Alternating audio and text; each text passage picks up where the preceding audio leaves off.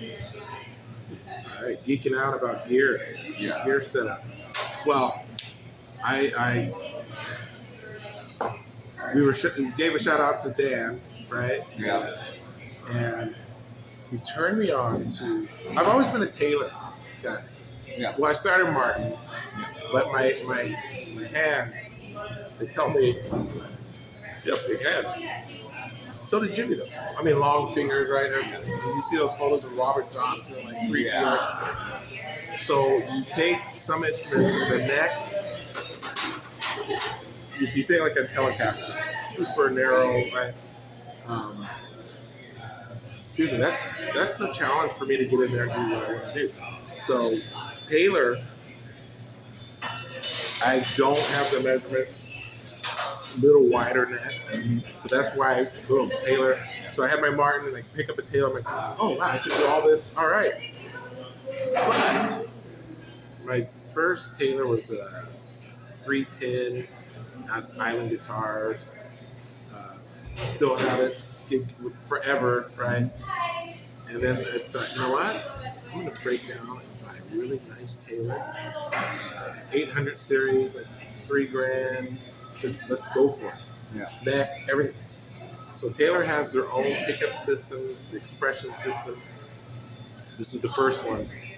And I could not get the tone I wanted. You play it at home, unplugged, sounds great. You go in the studio, beautiful. So what happened? I found myself adding things to get the sound that I got from the 310, the cheaper. Yeah. And so I'm like, okay, what's the point? So it sat in the closet. This 3,000 guitar. Fast forward to just last year, I go into Dan and we do a deal. Yeah.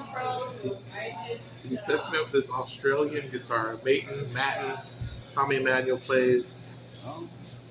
This thing, man. Oh my god. Great neck, I can play it.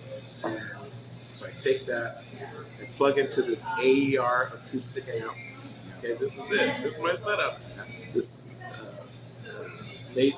Matten, however you pronounce it, Australian acoustic. 2 pickups, one in the sound hole, right? Plug into the AER acoustic. And I line DI out to whatever PA. It's so refreshing. I've done away with my pedal board. Really? I don't even use my pedals. All I had for my pedals was a oral exciter, a compressor, and sometimes I had a vocal reverb thing. So that's the ebony, not the ebony, the darker color guitar you have. Because you have a Guild, right? And then you have that guitar. Right. Okay. So I had a Dobro. Yeah. That died on me a few years back. Came home and the back split. Tied in town Guitar Works, glued it back at it. Didn't sound the same. And so I bought a Chris Vandercook, right, guitar player. Had this Dobro. He's like, sounds great. Sat in with me. I'm like, that does sound good. I bought one for myself. Sounded good, but it didn't play the same as the one that busted on me. So then, what I do, the Guild. I've been playing with the Guild. That's the photo that you took, that awesome photo. Thank you. I've been playing with that, and it's the closest I can. But I have a 1948 Gibson ES-125. Yikes. I know. I think I brought it to that show, but I didn't really play it that much. That tone, P90 pickup, it sounds really, really good. But you know what? Maybe as I'm getting older, I love the idea of like picking up, a guitar, plugging it into my amp. Yeah. Let's go. Yeah. So I'm really, that's about it. No compressor. Yeah, I'm a true acoustic player now. Yeah, no, I understand that whole thing totally, because when I do a photo session, we got to do one sooner or later. It's like, I don't do the lights in the studio. We'll find the mutual location we like, talk about it, start going away, click, click, click, click, click, and there it is. So natural light. Yeah. And my last session I did with Camuello, we're at a parking lot in Ward's Village. We're up there. One was an overhead light. It's all cement, and it was just. I didn't. Nice. When I got to in the Photoshop thing, I didn't do it correctly because everything was just right on. It was crazy. And talking about that, so just a little plug here. Thank you for going to my gallery show. Yes, I was going to ask you. Yeah. On the last week? Or? Yeah, we're taking it down for my birthday. I'm doing February 14th, like almost all day. I'm taking photographs down, giving them away, kind of thing. So, and then sit down for a month, whatever, and do the Hawaiian Legends, and that's going to be in the exhibit. Yeah. And the Olympian with the Kalapanas and the Oamanas and the C&Ks. Yeah, man, I love it. Yeah. I mean, just to give you your due, because it's like no, man, appreciate because everybody humble, but you have your niche and you do your niche well, and it's important to have all this spectrum of colors of music here, because we have these guys who do this and we have these guys who do this, and Stephen Ingles plays this way, and Connor does his John Prine kind of thing. Right. You limp right there. I'm just kind of sad I don't get to see you all the time. So just, with my schedule, and your schedule, so I think about that too. My journey is a little different than a lot of the guys you mentioned, where I came on the scene, like I said, in the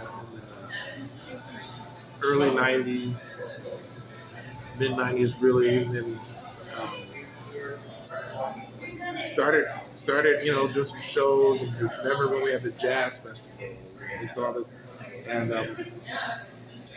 but I had my kids not super early, but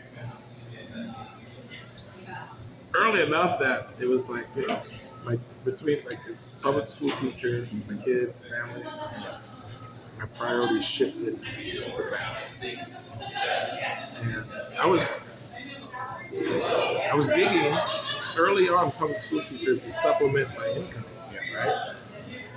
But my goals were no longer, I'm the best, fastest, right? It was, and so I appreciate that I was able to, over time, still carve a niche, not, never saturating myself. There was times when I was playing at least 4 nights a week, right? But I think more just earning the respect of those same guys we've mentioned, being able to, because here's the deal. There are some other guys out there playing.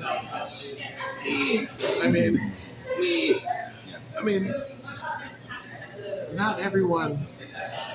You can pick up a guitar, you can sing a song, and get it. And then there are some people who just. I just put my voice down, but I say this because I got fired at a gig 3 times. Because the manager brought in the friends. Yeah. And each time, the wait staff was like, "Where the hell's Boogie?" Yeah. So they bring me back. Yeah. New manager comes in, fired again, right? Now, if someone comes in and kills it, they're not thinking about Boogie.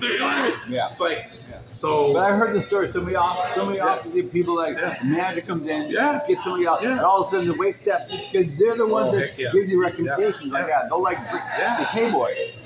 Yeah. Daryl and Mark and Clayton. Hi guys. At the Marriott, they got like 4 or 5 times there. And these are the guys like you. They're very aloha. They're very respectful. They have a thing going on and stuff. That's back to that. But everybody I'll talk to thinks you're awesome. They have great respect for you, so it's cool. That's good to hear. And that's what you want. It's what you want from this thing. That is. And I think as I'm now turning, Papa, Grandpa, and going to be 56 here coming up. Those guys that we talked about, and in that scene, when we run into each other, it's a different, like, I think it is a mutual respect and appreciation that we're still here, number one, Oh yeah. still playing, and yeah, man. Yeah, because the scene in Honolulu's changed so many times. In the 70s, get in the picture. There, see? Tip your hat up a little bit. You gotta get you. There. Look at that head of hair. Fine. Because, you had the CNKs in California in the 70s. Yep. Then you had this weird little thing going in the 80s. And then it really went back into the hotel kind of bar thing. And then that's when you come in and other people like that, Piranha kind of make the acoustic kind of thing. And so that's where, and we've kind of like ebbed and flowed a little bit, but still there. Yeah. No, that's, and for me, these micro brew pubs, these Honolulu Beer Works, Waikiki Brewing Company, Kona Brewing, these, best as far as music-wise, Western for me, because it tends to match nicely. Like, good music, like we talked about. Like, what music do you like? I like good music. You can find, good local, some Hawaiian music in those places. But you go into a beer pub and someone's belting the blues, you're like, oh yeah, I expected that. And plus the food's pretty good. And the food's pretty good. So. Yeah, that's been a huge. They keep me employed. Yeah. Okay, so give a shout out to somebody, anybody. Your wife, I don't care. So I got a shout out to the Mad King. He's, like I said, that's my oldest, 29? Blowing up on Maui, Grand Wailea, every Thursday. If you're on Maui, check him out. My youngest, Zakai, and his wife, Valerie, who just made me a grandfather. Congratulations. Shout out to those guys, and that's my grandson, Alakai. Yeah, my wife, she's like the toughest person. I know. And we're not gonna get deep in it, but Billy, you met her at the show. So she had a heart attack in November. I know, yeah. She's got this life vest on, defibrillator, right? And just the toughest nails. So we go from ending the year 2022, my wife has a heart attack. Yeah. And January 4th, I'm a grandparent, like that spectrum, right? But she's tough as nails. It's crazy. Here we are, and it sounds like a blues song. Oh yeah, there you go, inspiration. Totally right. Yeah, that's what life is. Yeah. So, man. Thank you for being such a good person through all this, because you know what? It's cool. It's You know what, man? And we'll do it again. We'll do another conversation sometime. The guys, we all know about technical difficulties, right? Yeah. But you champ, power on, and think of a solution. Yeah, but the thing you should know better, because any live guy, right? Every given day, Yeah, but the thing is, the conversation, it didn't affect. So whether you guys, the camera could not even been here. We just had a nice conversation. And that's the whole thing is talking, and the second part is having that. Just so Nels can hear about it. And I like the bar thing. We're at a bar, we're at a legendary old place in Honolulu kind of thing. It has all this history and stuff. It sounds great. I mean, Andy and Jasmine, hi guys. Thank you for letting me hear it here. And it's like, this is what it is. I mean, I can't. I mean, I love my friends. I mean, it's like, it's all about hanging out and have a couple beers or whatever, and talking story and plotting and scheming. I'm speechless. Because you have your day job, I have my day job, and my day job dictates more because it pays me too much to quit. Right. And so before I got my day job, I had all my nights free, but you played in Hawaii Pie a lot. And it's like, I know. That was tough. I would see you like when I lived like Lulu's or Mark would come out. Oh Popping into some of those close to the town. Or, did you ever come when I was at Hank's? No.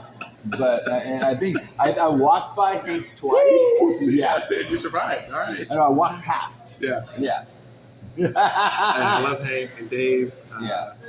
Yeah, those were some. Yeah. My T-shirt. I survived Hank. No, nothing. That's good. Anyway, Anyway, man, thank you. Hey, brother. Okay. This is the funniest, the best kind of cop. Anyway, we're here at Proof. I'm saying aloha. Thank you, Boogie. Mahalo, guys. And when you guys come here, track them down. All right, bye.